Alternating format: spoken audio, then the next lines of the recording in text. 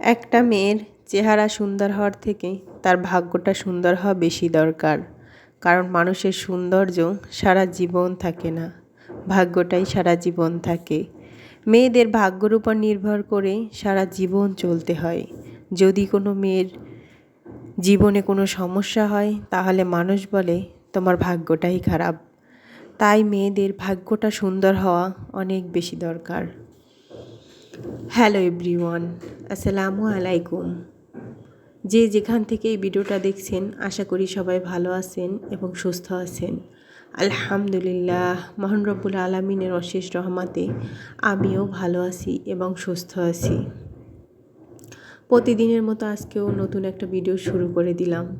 ভিডিওটা খুব সকাল থেকেই শুরু করেছি। অফ ক্যামেরায় সকালের নাস্তা বানিয়ে নিয়েছি। সকালের নাস্তায় চা আর পরোটা ছিল। চায়ের সাথে পরোটা আমরা সবাই কম বেশি পছন্দ করি। চায়ের সাথে পরোটা খেতে বেশ ভালো লাগে। এখানে বেবির জন্য একটু নুডলস রান্না করেছি।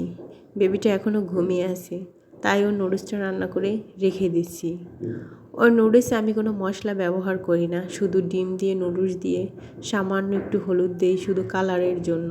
ওটা দিয়েই আমি ওকে সকালের নাস্তাটা দেব, তাই ওর জন্য নুডলসটা রান্না করে আমি রেখে দিচ্ছি। আসলে বাচ্চাদের খাবার নিয়ে আমরা মায়েরা খুবই টেনশনে থাকি, তাই আমি প্রতিনিয়ত বাচ্চার খাবারটা শেয়ার করি। আজকে খুব সুন্দর রোদ উঠেছে, ভাবলাম একটু ক্যামেরা বন্দি করে নেই। শীতের সময় রোদ উঠলে বেশ ভালো লাগে, কাজ করতে ভালো লাগে, কেমন যেন একটা লাগে। আর রোদ না উঠলে ভালোই লাগে না, তাই খুব সুন্দর রোদ উঠেছে আজকে। তারপর চলে গেলাম আমার দৈনন্দিন জীবনে যে কাজগুলো থাকে সেগুলাই। এখানে কিছু সবজি নিয়ে এসেছিলো গত রাতে, ওটাই সুন্দর করে বের করে রেখেছি। তারপর এগুলো সুন্দর করে গুছিয়ে ফ্রিজে রাখবো। আসলে শীতের সময় সবজি সবার বাসায় একরকম থাকে। মূলা, সিম, বেগুন, লাল শাক, মূলা শাক, মিষ্টি কুমড়া। মিষ্টি কুমড়াটা খুব বড় ছিল, ক্যামেরায় কতটুকু বোঝা গেছে আমি জানি না। আর ক্ষীরাইটি এবছর আমাদের প্রথম খাওয়া হয়েছে, আজকেই প্রথম নিয়ে এসেছিল। তো তারপর চলে যাব একটা পিঠা বানাতে। এখানে আমি সুজি দিয়ে ডিম দিয়ে একটা পিঠা বানাচ্ছি। এই পিঠাটা খেতে বেশ মজা লাগে।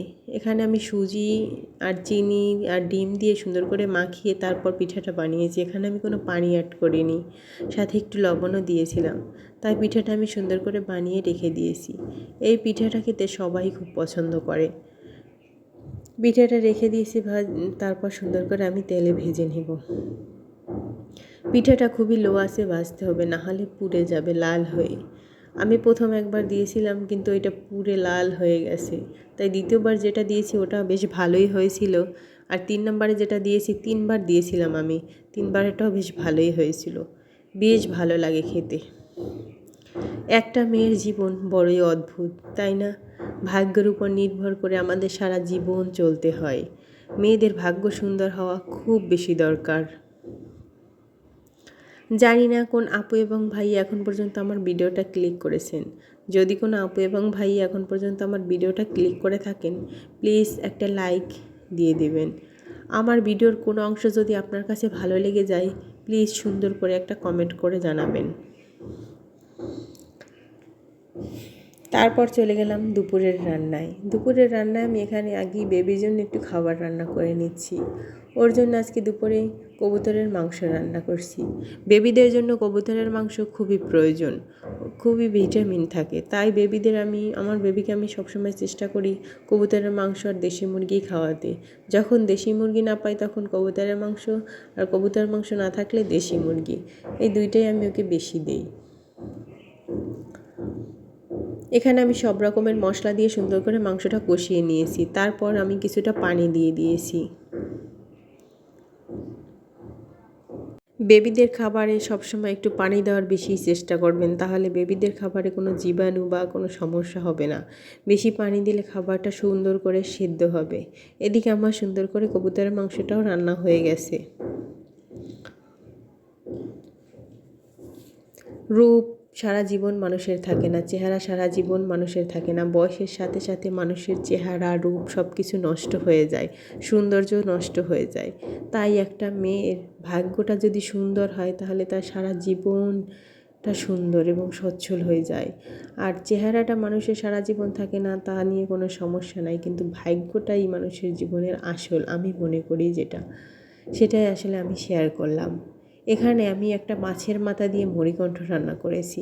আমি মাছের মাথাটাকে সুন্দর করে কষিয়ে তারপর আমি ডালটা আগে সেদ্ধ করে রাখছিলাম, ওটাই সুন্দর করে দিয়ে দিচ্ছি। আসলে মাছের মাথা দিয়ে সুন্দর করে মুড়িঘণ্ট রান্না আসলে খেতে বেশ ভালো লাগে আমার কাছে। ডালটা আমার মা পাঠিয়েছিল দেশ থেকে, বরিশাল থেকে, তাই আমি সুন্দর করে ভেজে ভেঙেই পাঠিয়েছিল, আমি শুধু সেদ্ধ করে রান্না করি। আমি মাছের মাথাটা সুন্দর করে সব রকম মশলা দিয়ে কষিয়ে নিয়েছি, তারপর ডালটা দিয়েও সুন্দর করে কষিয়ে নিচ্ছি। এরকম বড় মাছের মাথা দিয়ে ডাল রান্না করে খেতে বেশ ভালো লাগে। আমার সুন্দর করে কষানো হয়ে গেছে, তারপর আমি পরিমাণ মতো পানি দিয়েছিলাম, ওটা দিয়ে এখন আমার রান্না করা হয়ে গেছে। আমি ফ্লেভারের জন্য 3টা কাঁচামরিচও দিয়েছিলাম, কিছুটা ধনেপাতা কুচি দিয়ে নামিয়ে নেব। একটা মেয়ের জীবনে যদি কোনো সমস্যা হয় তাহলে তাকে বলে তোমার ভাগ্য খারাপ, তোমার ভাগ্য ভালো না, তাই তোমার জীবনে এতটা সমস্যা হয়েছে। ভাগ্যটা যদি ভালো হতো তাহলে তোমার জীবনে তেমন কোনো সমস্যাই হতো না। এটা আসলে আমার কথা না, এটা আসলে গ্রাম্য অঞ্চলের মানুষদের কথা। প্রায় মানুষের মুখে মুখে এই কথা শোনা যায়। কিন্তু তাই মেয়েদের যদি ভাগ্য সুন্দর হয় তাহলে আর এইসব কথা শুনতে হয় না। তাই মেয়েদের ভাগ্যটা সুন্দর হওয়াই বেশি দরকার। এখানে আমি সব রকম সবজি দিয়ে একটা ভাজি করে নিচ্ছি। ফুলকপি, আলু, সিম, আরও 2-1 পদের সবজি ছিল, ওগুলো দিয়ে আমি সুন্দর করে ভাজি করে নিচ্ছি। এই ভাজিটা খেতে ভীষণ ভালো লাগে। এখানে আমি কিছুটা ধনেপাতা কুচি দিয়ে নামিয়ে নেব ভাজিটা।